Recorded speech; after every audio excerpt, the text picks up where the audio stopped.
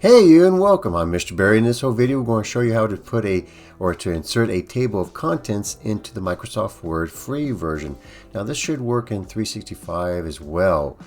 I have a video on this already, but it is a little bit challenging to find exactly what to do. I mean, you insert the table of contents, and then what happens after that is anything that has the heading style already in it, it takes those words and puts them up into the table of contents. All right, so it does work, but what I'm going to do is I'm going to make a new video and show you exactly how to do this step by step. So let's see how to do this. So here we are in Microsoft Word. This is the free version, by the way, the online version.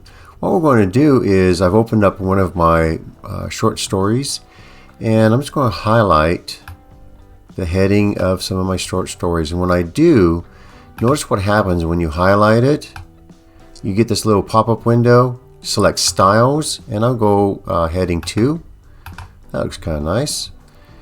Do the same thing to all of the elements that you want to appear in your table of contents. So again, I'm floating here to styles, going down to heading 2, and now I have the first 2 stories there highlighted there. Now click to the top of your document, click on References, Insert Table of Contents, and there it is. So there it is, step by step. Remember to highlight your titles, go to Styles, and then choose your heading style that you want. And once you've done that, then go and click at the very top, choose Reference, Insert Table of Contents, and it puts it in.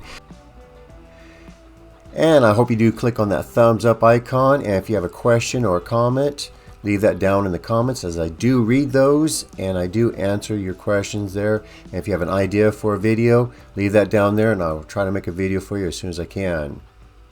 Now let's get back to those steps. Now if you add other stories, like I'm going to add other stories here, you can also click on Update, and that will add those at a later time. Hey, there you have it. It might seem a little bit different there to have to highlight your headings and then choose a style for the heading.